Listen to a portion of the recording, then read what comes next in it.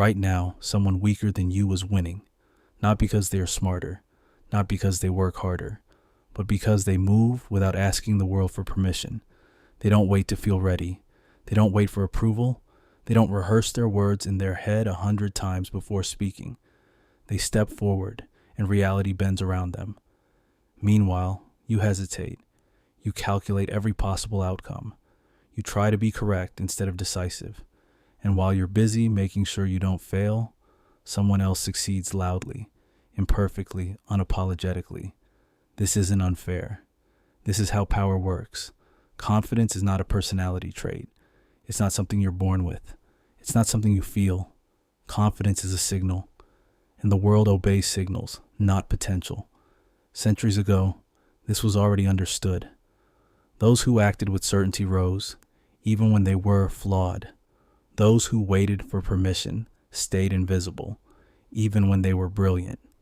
Because power has never belonged to the most capable. It belongs to the most convincing. This is not a video for comfort. This is not motivation. This is not encouragement. This is a correction. You have been trained to hesitate, conditioned, rewarded for obedience, punished for standing out. From childhood, you learn the rules. Wait your turn.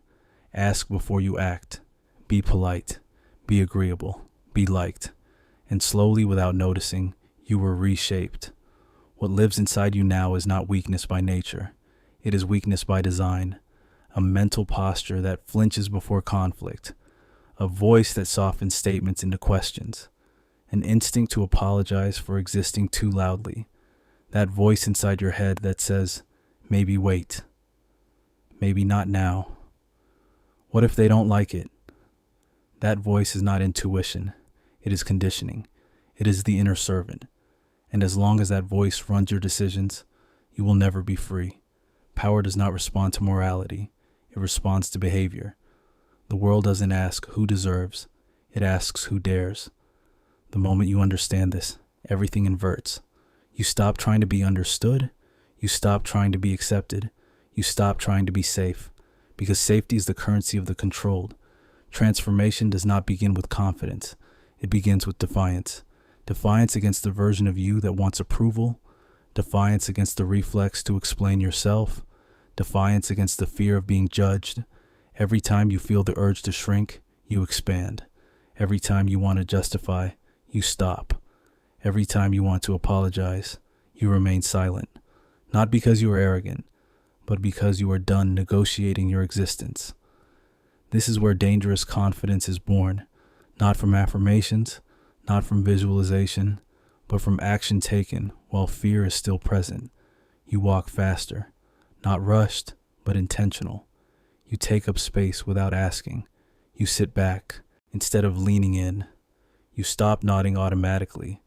You let silence hang. You speak fewer words, and when you do speak, they land heavier. Because confidence is not loudness, it is finality. Most men speak like they're opening a discussion. Powerful men speak like they're closing one. And here's the part most people will never admit out loud. Niceness is not a virtue in a competitive world. It is a vulnerability. Nice men get used. They get delayed. They get bypassed. Not because they are bad, but because they are predictable. Powerful men are not cruel. They are precise. They don't explode emotionally. They don't chase validation. They don't beg to be understood. They observe. They calculate. They decide. And that decision-making energy changes how people feel around them. Because presence is felt before it is seen. When you enter a room, the goal is not attention. The goal is gravity. You don't scan the room nervously. You don't rush to fill silence. You don't perform. You arrive already settled. Your posture speaks first.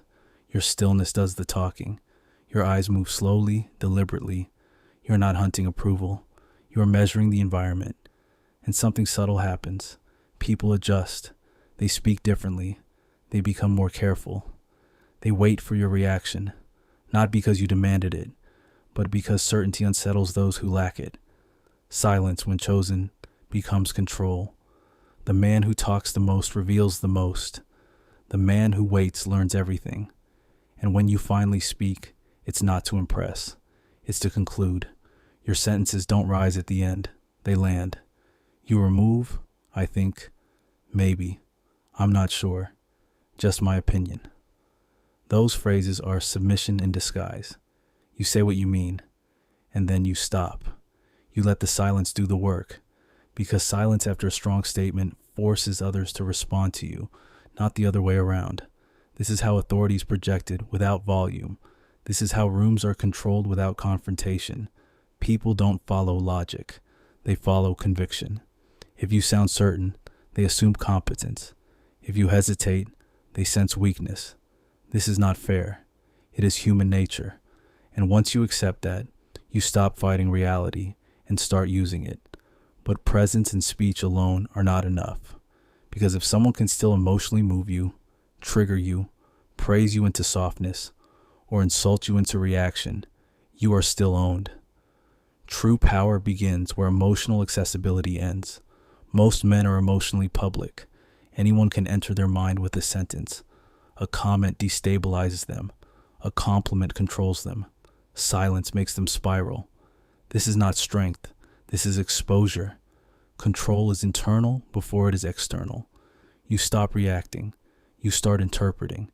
Insults become information. Praise becomes strategy. Rejection becomes data. You don't explain yourself when challenged. You don't defend your position emotionally. You say, I disagree, or that's incorrect, and you move on. Because refusal to debate signals something terrifying. Your reality is not up for negotiation. From here on, you are no longer reactive. You are unreachable. Your mind becomes private property. You feel emotion, but you don't broadcast it. You experience anger, but you convert it. You feel rejection, but you withdraw strategically. You stop needing to be understood, because the need to be understood is the root of manipulation. When people know what you want, they control you. When they know what hurts you, they own you. So you remove access. You don't chase acceptance. You control proximity. You don't ask to be included. You make absence felt. Rejection no longer wounds you. It informs you. If someone rejects you, it means they believe they lose nothing by doing so. Good. Now you know exactly where you stand. You don't react. You don't explain. You don't seek closure. You disappear. Not dramatically, not emotionally, strategically. Your absence becomes the message. And while they adjust to the void, you build. You refine. You sharpen. You elevate your value quietly. And when you reappear, it's not to prove anything. It's to disrupt expectations. Your presence now carries weight. You no longer seek entry. You are the threshold. People begin to sense it. You are harder to reach, harder to read, harder to move. You belong to no one now, and that is what makes you dangerous. Not loud, not aggressive, not violent, unreachable. Cold clarity, controlled movement, measured speech. You don't announce your transformation. You let it be felt in your walk, in your tone, in your silence. The man who used to chase is now watched. The man who used to ask now decides. The man who needed approval has become the standard. And this is only the beginning. Because once presence is established, once your speech carries weight and your emotions are sealed, something more important happens. People start projecting onto you. They don't know what you think. They don't know where you stand emotionally. They don't know how much you care. And the human mind hates uncertainty, so it fills the silence for you. They assume you are confident. They assume you are powerful. They assume you are dangerous, not because you told them, but because you didn't correct them. This is the part most men sabotage. They rush to explain themselves. They rush to soften their image. They rush to clarify intentions. I didn't mean it like that. I'm not trying to be arrogant. I just want everyone to feel comfortable. And in doing so, they destroy the illusion of power. Power is not what you are. It is what others cannot disprove. The moment you explain, you collapse the mystery. The moment you over-communicate, you lower yourself into negotiation. So you stop. You let people misunderstand you. You let them speculate. You let them wonder. Because mystery creates hierarchy. Those at the bottom seek clarity. Those at the top allow ambiguity. Think about it. The most powerful figures in any room are rarely the most transparent. They are the hardest to read, the hardest to access, the hardest to predict. Predictability is comfort, and comfort is not power.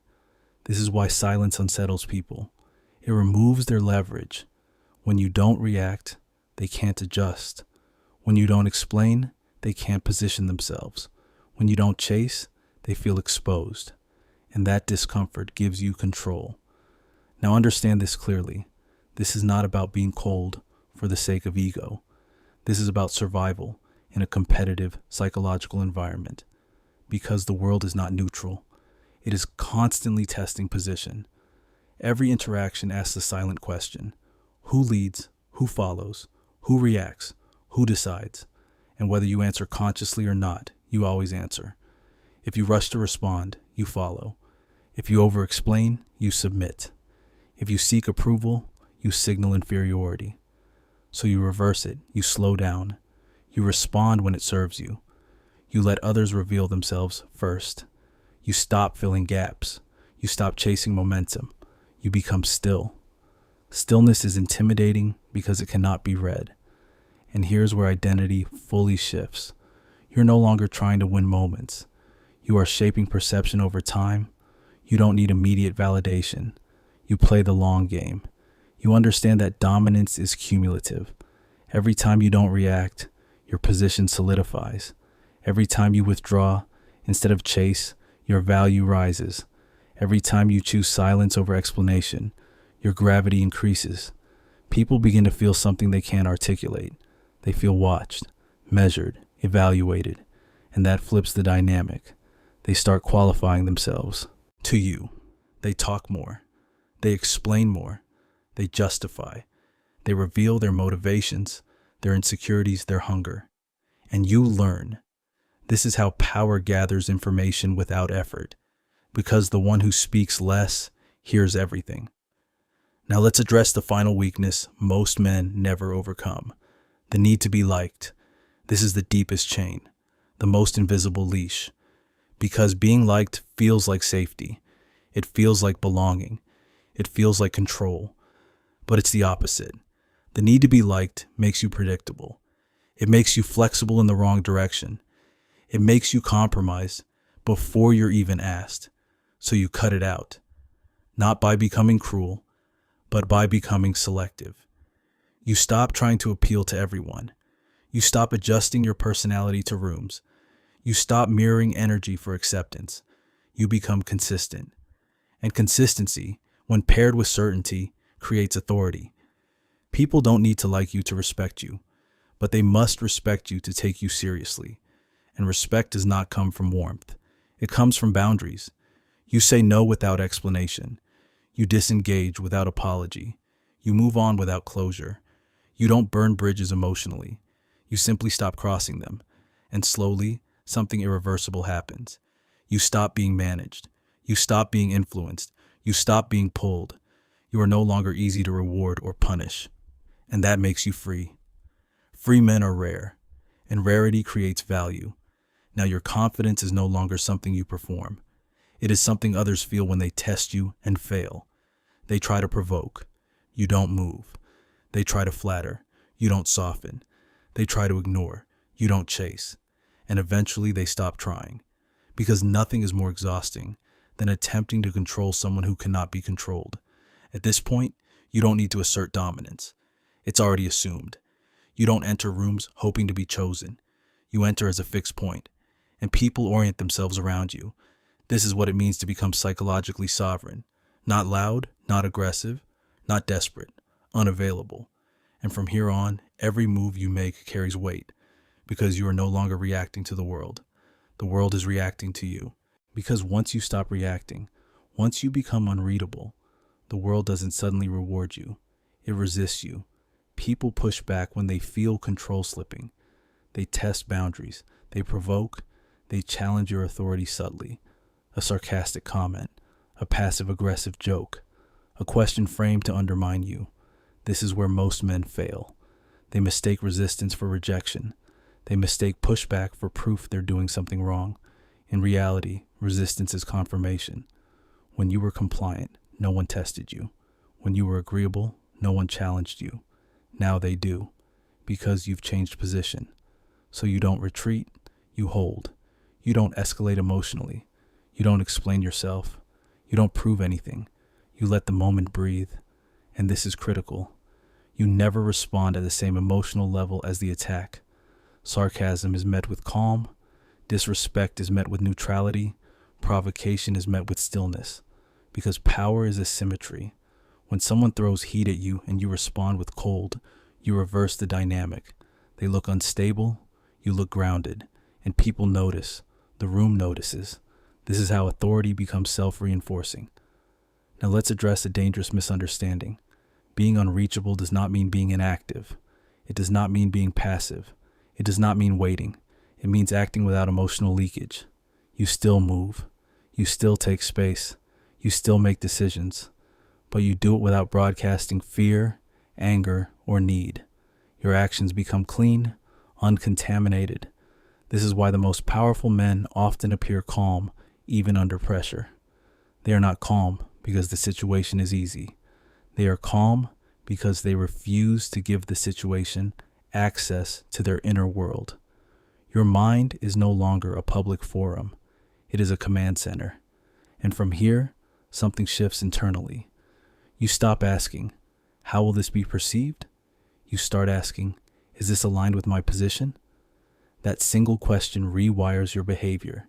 You don't choose words based on likability. You choose them based on consequence. You don't make moves based on fear of loss. You make them based on long-term leverage. This is where identity locks in. You are no longer performing confidence. You are operating from certainty, and certainty changes time perception. You stop rushing. You stop forcing outcomes. You stop chasing immediate wins, because you understand something most people don't. Urgency is a signal of dependency. Those who need outcomes now reveal weakness. Those who can wait control the game. So you slow everything down. Your speech, your movements, your decisions. You let others reveal impatience. You let others show their anxiety. And every time they do, your relative position rises. This is not theory. This is behavioral dominance. People unconsciously rank each other based on emotional control. Who needs more? Who waits longer? Who reacts first? You begin winning without competing. Now let's talk about the most misunderstood weapon of all, absence. Most men are always available, always reachable, always responsive. They mistake availability for value. It's not. Availability signals replaceability. So you withdraw strategically. You don't disappear completely. You become selective. You respond slower. You initiate less. You give people room to feel your absence. And something interesting happens. They fill the gap with imagination. They assign value where there's distance. They feel loss where there was access. This is not manipulation. This is psychology. Humans value what they cannot easily reach. So you stop being easy. You don't explain why you're busy. You don't justify your distance. You don't reassure insecurity. You let people adjust. Those who respect you will recalibrate. Those who used you will expose themselves. Either way, you win clarity. This is how you prune your environment without confrontation. And as your circle changes, your self-image hardens. You stop feeling guilty for choosing yourself. You stop feeling obligated to maintain connections that drain you. You stop negotiating boundaries internally, because guilt is a leftover emotion from obedience. Power dissolves guilt. Now the final shift begins. You stop trying to be impressive. You start being inevitable. Your focus moves away from image and toward positioning. You don't need recognition today. You build something that forces recognition later. You don't announce plans. You execute quietly. And when results appear, you don't explain how hard it was. You let people assume it was effortless. Effort is invisible in power. Only outcome matters. This is why silent builders always surpass loud performers. Noise attracts attention. Results command respect. And once you internalize this, your behavior changes permanently. You don't argue. You don't convince. You don't chase alignment. You move, and others adapt. That is leadership in its purest form. Not inspiration, not charisma. Direction. People follow direction when it feels stable. They resist when it feels emotional. So you remove emotion from the signal. Your presence becomes consistent. Your reactions become rare. Your decisions become firm. And over time, something subtle but permanent happens. People stop testing you, not because they fear you, but because testing you gives them nothing. No reaction, no access, no leverage. You have become psychologically frictionless.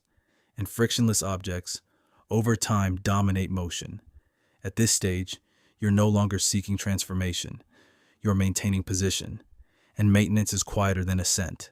No announcements, no declarations, no validation, just controlled movement and accumulating gravity. This is where most stop, because it feels lonely. But loneliness is the cost of independence, and independence is the price of power. Up to this point, you've learned how to stop reacting, how to hold presence, how to withdraw emotional access, how to let others reveal themselves while you remain unreadable. But power isn't just about what you refuse to do. It's about when you choose to act. Because silence without direction becomes invisibility. Control without movement becomes stagnation. So here's the shift. You stop thinking in moments. You start thinking in positioning. Every action you take now answers one question only. Does this increase or decrease my leverage? Not your comfort, not your popularity, your leverage. This changes how you work. You stop broadcasting effort. You stop sharing plans. You stop explaining process. You let people see outcomes, not struggle. Because struggle invites sympathy. Outcomes command respect. This is where discipline replaces motivation. You don't rely on mood. You don't wait for inspiration. You move because movement is who you are now. And your consistency becomes unsettling. People can handle intensity. They can't handle inevitability. When you show up calm every day, when your tone never fluctuates, when your behavior doesn't spike emotionally, you become predictable in the most dangerous way, predictably solid. No one can catch you slipping. No one can read your highs or lows. No one knows when you're vulnerable. That's when rumors start. Assumptions, myths. People start projecting strength that you never claimed. And again, you don't correct them. You understand that reputation is built in silence. Now let's talk about temptation. Because once you rise, distractions multiply. Attention, opportunities, validation disguised as admiration. This is where men fall apart. They mistake access for achievement. They mistake attention for power. They relax. And power punishes relaxation. So you do the opposite. You become harder to reach as your value increases. You don't expand your circle. You tighten it. You don't indulge ego. You starve it. Because ego wants to be seen. Power wants to be positioned. You don't need to remind people who you are. You let time do that for you. And when someone tries to pull you back into old patterns, old dynamics, old emotional hooks, you don't argue. You don't resist loudly. You simply don't participate. No reaction. No explanation. No nostalgia. That's when people realize something irreversible.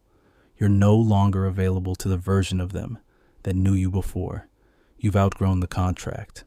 This is where respect becomes permanent. Not because you demanded it, but because you removed alternatives. You are no longer someone they can downgrade. Now here's the final internal shift. You stop measuring yourself against others. Comparison is for those still competing. You're positioning. You don't envy. You observe. You don't rush to match. You let gaps widen because time favors the composed. And as your identity stabilizes, fear changes form. You still feel it, but it no longer controls timing. Fear becomes information, not a command. You act despite it, calmly, deliberately. And after enough repetitions, something locks in. You trust yourself, not emotionally, strategically. You know that whatever happens, you will respond in a way that preserves leverage. That confidence is unshakable because it's not based on outcome. It's based on self-command. At this point, you are no longer trying to be dominant. Dominance is assumed. You are selective with energy, precise with words, controlled with movement, and people feel it immediately, not as intimidation, as certainty, the kind that makes rooms quieter, the kind that shifts posture, the kind that makes people think before they speak. You've become a reference point, and reference points don't chase, they attract alignment. Now understand this clearly. You did not become this way by forcing confidence. You became this way by removing weakness. You stopped explaining. You stopped reacting. You stopped seeking permission. You didn't build a persona. You dismantled conditioning. And what remains is something ancient. A man who decides. A man who waits. A man who moves only when it matters. You are no longer loud. You are unavoidable. And that is why this works. Because the world doesn't respond to those who ask. It responds to those who arrive already decided. Because after restraint, after silence, after positioning, something final happens. You stop trying to become powerful. You realize you already are. Not in appearance, not in status, but in orientation. You no longer move toward the world asking, where do I fit? You move through it asking, what bends? And the answer becomes clear every day. People defer without knowing why. Conversations slow when you enter.